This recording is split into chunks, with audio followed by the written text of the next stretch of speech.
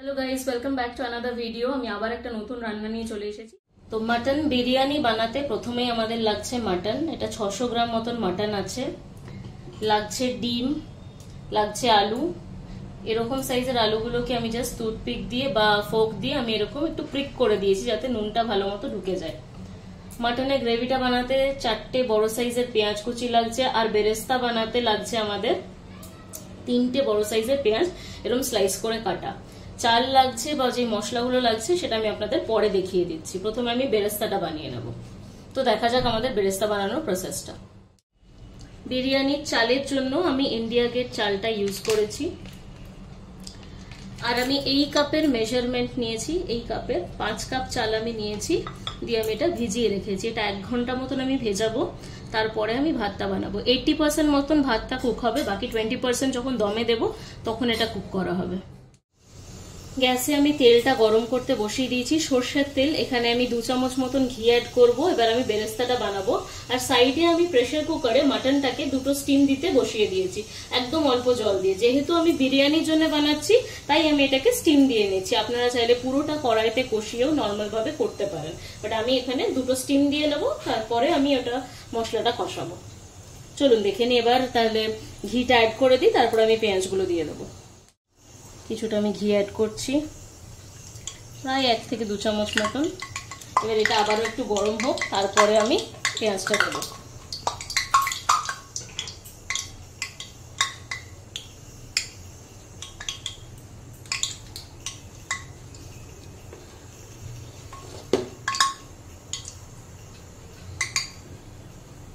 তেলটা গরম হয়ে গেছে, এবার আমি একে একে বেরেস্তাগুলো দিয়ে দিচ্ছি।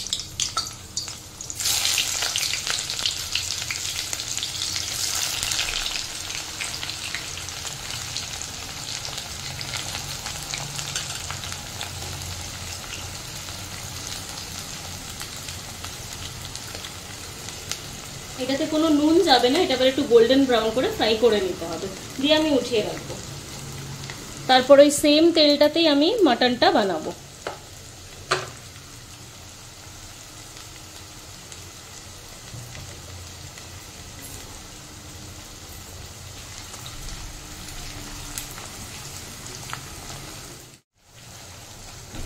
বেরেস্তাটা আমার রেডি হয়ে গেছে, এবার এটা তুলে নেব। আর একটু ব্রাউন আপনারা চাইলে করতে পারেন, আর না হলেও চলবে। এরকম হলেই টেক্সচারটা এরকম এলেই হবে। এই সময় গ্যাসের ফ্লেমটা একটু বাড়িয়ে দেবেন, বাকি সময়টা একটু গ্যাসের ফ্লেমটা লো রাখবেন, না হলে এটা পুড়ে যাওয়ার চান্সেস আছে। যেহেতু কালারটা একটু ব্রাউন হবে, পুড়ে গেলে কিন্তু এটা টেস্টটা নষ্ট হয়ে যাবে বা তেতো হয়ে যাবে। আমি বেরেস্তাগুলো এবার তুলে নিচ্ছি। দেখুন এরকম হয়েছে। আমি এবার ওটাকে তুলে সরিয়ে রাখছি।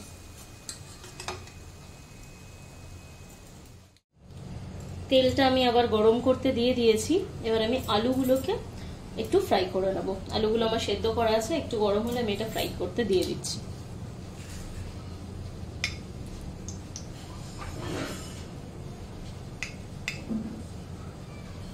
আলুগুলো ছেড়ে দিচ্ছি। এই ফ্রাই করার সময় আমি অল্প একটু নুনও অ্যাড করে দেবো।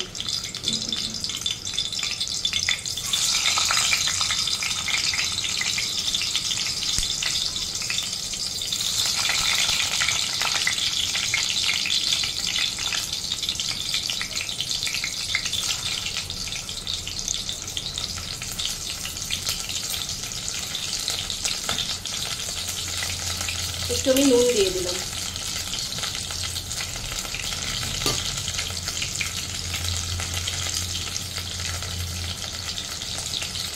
আমি ডিমটা ফ্রাই করছি না, আপনারা চাইলে ডিমটাও ফ্রাই করে নিতে পারেন। আমি ডিমটা ফ্রাই করছি না।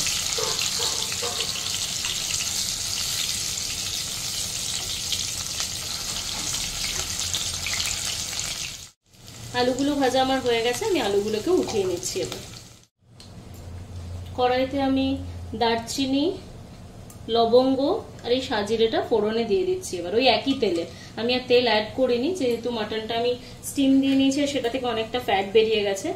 এই সময় আপনারা চাইলে একটু চিনি দেবেন, যাতে এই মাটনের কালারটা চলে আসে। তো আমি একটু চিনি অ্যাড করে দিচ্ছি। আমি আগে পেঁয়াজটা দিয়ে নিই, তারপরে আমি সঙ্গে সঙ্গে চিনিটা অ্যাড করে দিচ্ছি। আমার তেলটা গরম হয়ে গেছে, আমি এবার পেঁয়াজটাও অ্যাড করে দিচ্ছি। আর চিনিটাও 1 চামচ দিয়ে দেবো, এটা মাটনের কালারটা আনার জন্য।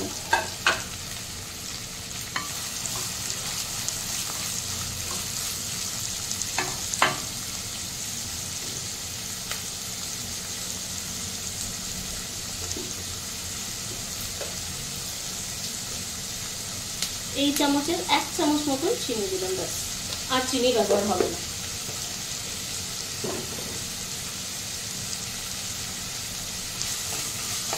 এবার এই পেঁয়াজটা ভালো করে আমি ফ্রাই করব।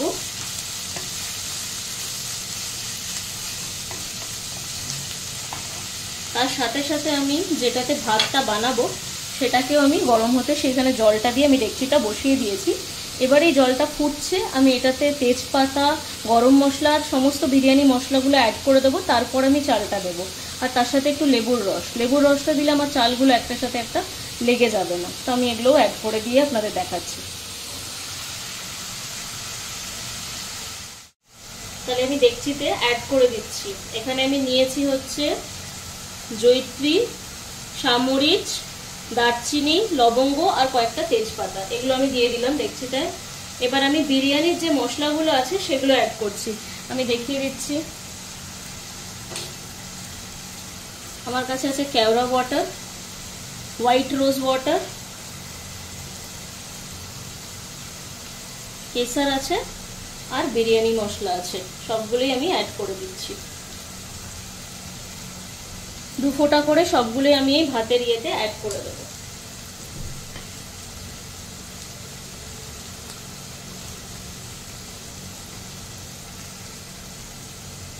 তো 2 ফোঁটা করে আমার সবগুলোই দিচ্ছি আমি। সবকটা মশলাই আমি 2 ফোঁটা দিয়ে দিয়েছি। এবার জলটা যখন খুব ভালোভাবে ফুটবে তখনই আমি চালটা অ্যাড করব। জলটা আমার ফুটছে, এবার আমি চালটা দিয়ে দিচ্ছি, পুরো চালটাই আমি দিয়ে দেবো। আর এটা 80% মতন কুক হতে দেবো। পেঁয়াজটা আমার অলমোস্ট ফ্রাই হয়ে গেছে। এবার আমি মাটনে যেই মশলাটা দেবো সেটা আমি দিয়ে দিচ্ছি। প্রথমেই দিচ্ছি বড় চামচের 1 চামচ রসুন বাটা, তারপরে আমি এখানে দিচ্ছি 2টো টমেটো, 3 ইঞ্চ আদা আর এখানে 4টে কাঁচা লঙ্কা বাটা, এটাও আমি দিয়ে দিলাম। ভালো করে কষিয়ে নেব। এবার যখন আমার মশলাটা কষানোর সময় জলের রিকোয়ারমেন্ট হবে তখন আমি যে মাটনটা সেদ্ধ করে রেখেছি সেই জলটা অ্যাড করব, এক্সট্রা কোনো জল অ্যাড করব না। আর আমি এখানে একটু নুন দিয়ে দিয়েছিলাম গ্রেভিটা বানানোর মতন। এবার জিরে গুঁড়ো, ধনে গুঁড়ো, লঙ্কার গুঁড়োটাও আমি দেব। ভালো করে এটা কষানো হয়ে যায়, তারপর আমি বাকিগুলো অ্যাড করব। চলুন এটা কষানোটা হয়ে যাক। এই সময়টা একটু গ্যাসের ফ্লেমটা হাই রেখে কষিয়ে নেবেন, তারপর ঢাকা দিয়ে দেবেন লো ফ্লেম করে। এবার আমি জিরে গুঁড়ো আর ধনে গুঁড়োটা অ্যাড করে দিচ্ছি। এই চামচের 1 চামচ পুরো জিরে গুঁড়ো দিয়ে দিলাম, এই চামচের 1 চামচ ধনে গুঁড়ো দিয়ে দিলাম, আর একটু কাশ্মীরি রেড চিলি পাউডারটা আমি দিয়ে দেবো, রংটা এটাতে ভালো পাবো। কাশ্মীরি রেড চিলি পাউডার আমি অ্যাড করে দিচ্ছি 1 চামচ মতন, বড় চামচের 1 চামচ, এটাতে রংটা আসবে। আর ঝালটা তো আমার অলরেডি কাঁচা লঙ্কা ইউজ করেছি, তাতে হয়েই যাবে। এবার আমাদের ওয়েট করতে হবে যতক্ষণ না তেলটা মশলা থেকে ছেড়ে যাচ্ছে। মশলাটা কষানো হয়ে গেছে। এবার আমি এই মাটনটা যেটা আমি সেদ্ধ করে রেখেছিলাম সেটা আমি দিয়ে দেবো। এই যে আমি 2টো স্টিম দিয়েছিলাম সেটা আমি আস্তে আস্তে অ্যাড করে দেবো, দিয়ে আবারও ভালো করে কষাবো। প্রথমে একটু মাটনের এই স্টকটা দিয়ে দেবো, আলাদা আর কোনো জল অ্যাড করব না। এই স্টকটা দেওয়ার পরে আবার একটু ভালোভাবে কষিয়ে নেব।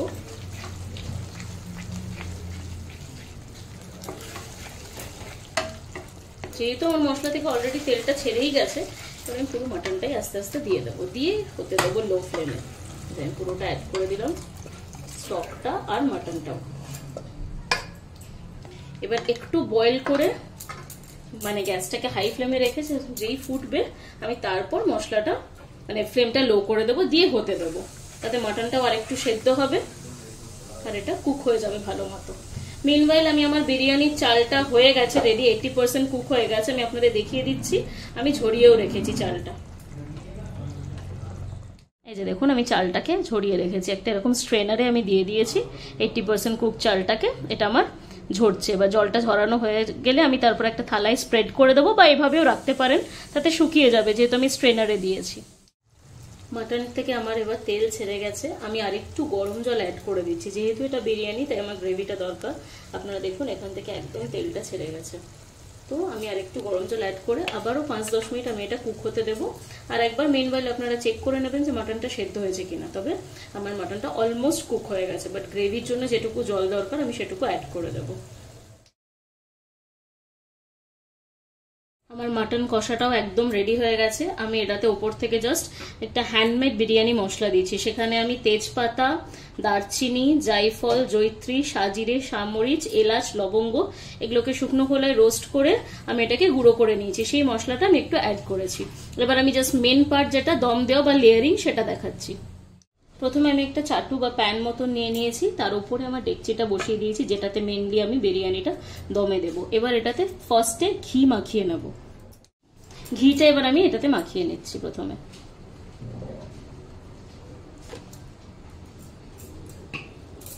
এরকমভাবে গুলিয়ে নিচ্ছি ঘিটা করে নেওয়ার পর আমি গ্রেভিটা অ্যাড করবো। এবার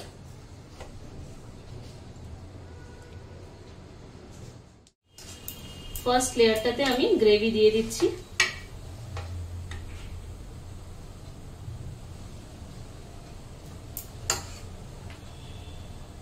গ্রেভিটা আমি ভালোভাবে একটু স্প্রেড করে দেবো।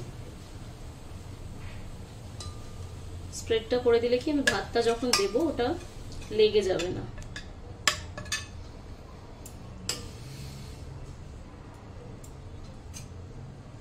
দু পিস মাটনও আমি দিয়ে দিচ্ছি। এবার আমি ভাতটা অ্যাড করব। এই যে আমার একদম ঝরঝরে ভাত এখানে আছে। এবার এটা আমি অ্যাড করে দিচ্ছি, উপর থেকে এভাবে দিয়ে দিচ্ছি। যেহেতু প্রথম লেয়ার সেই জন্য আমি একটু গ্রেভিটা বেশি দিয়েছি, পরের লেয়ারগুলোতে গ্রেভিটা একটু কম দেব।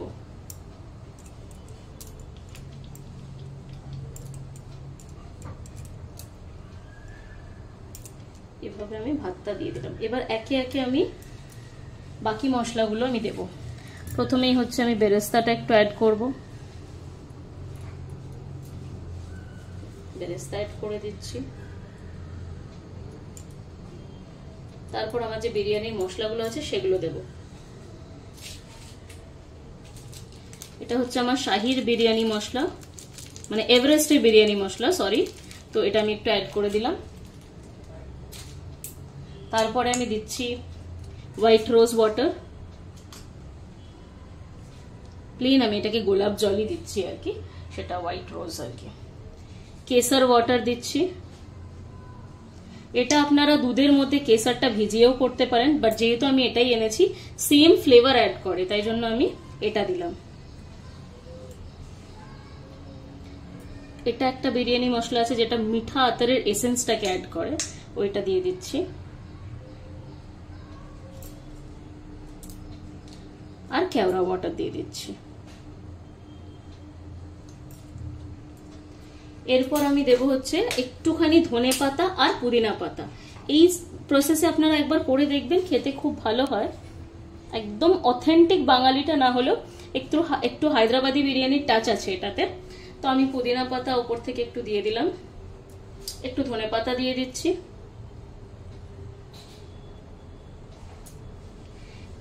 এবার আর একটা লেয়ারিং করব। ডিম আর আলুগুলো আমি একদম উপরে দেব সব থেকে, ঠিক আছে?